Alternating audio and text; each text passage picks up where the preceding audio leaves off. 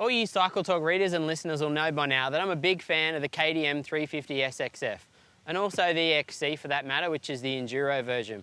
But today we've managed to get our hands on the new 2017 SXF. We haven't ridden this generation model, we missed out last year. We're super excited to get a hold of it.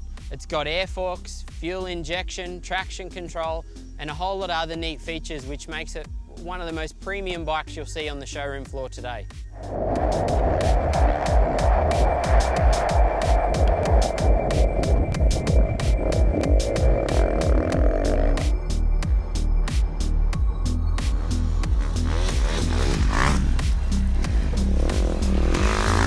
For 2017, KTM have introduced an all-new air fork, the AER48. It's a new system from them. It's a single function type fork, so air in one side, oil and shims in the other to do the dampening. Initial thoughts are it's probably the best air fork I've ridden yet. The initial setting from KTM, it's recommended at 10.6 bar.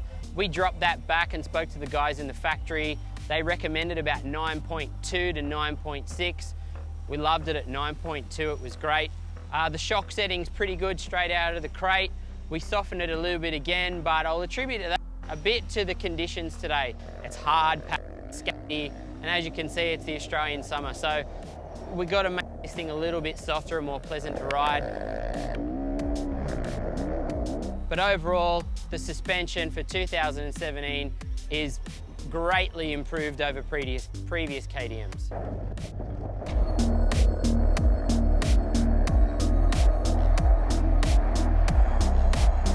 The 350cc engine, it's a lot of fun. Fuel injected, there's the new features of traction control.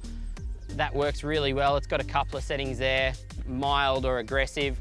We quite like the mild one. Conditions are really hard pack out here, so the mild map's fine. We don't want it spinning up too much, but the engine is so much fun. A bit of clutch, it lightens it up. It's got that 250 feel of being a small bike, but a bit more punch, which almost makes it like that 450 type engine. So it's really fun, a lot of power, and if you don't need that 450 power in the race environment, the 350 is more than enough, and it's super fun. So if you bought the bike, what would you do? Well, the 350 is very much down to that KTM ready to race philosophy. But if you're gonna make some changes, you'd look at the personal stuff, handlebars and grips.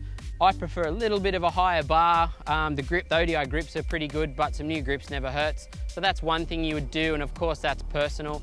A skid plate, there's some really good skid plates out there. Some of the ones from Cycra, the plastic type ones, they don't muck around with the flexibility of the bike. Nice little protective thing there for the bike, and they're relatively cheap. A slip-on pipe, it looks cool. You can brag to your mates and it'll sound nice, and it'll give you a little bit of over rev, I'd imagine, as well. So that's something else you might want to look at.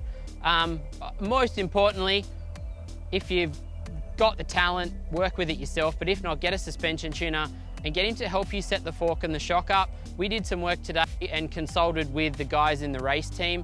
They gave us some great tips, and we really improved it. It was almost a different bike after a couple of hours of a few different settings. So stock internals, we haven't changed anything too dramatic, a bit of pressure, a few clicks here and there, and it's a different bike to what it was this morning, and I could race this thing all year long.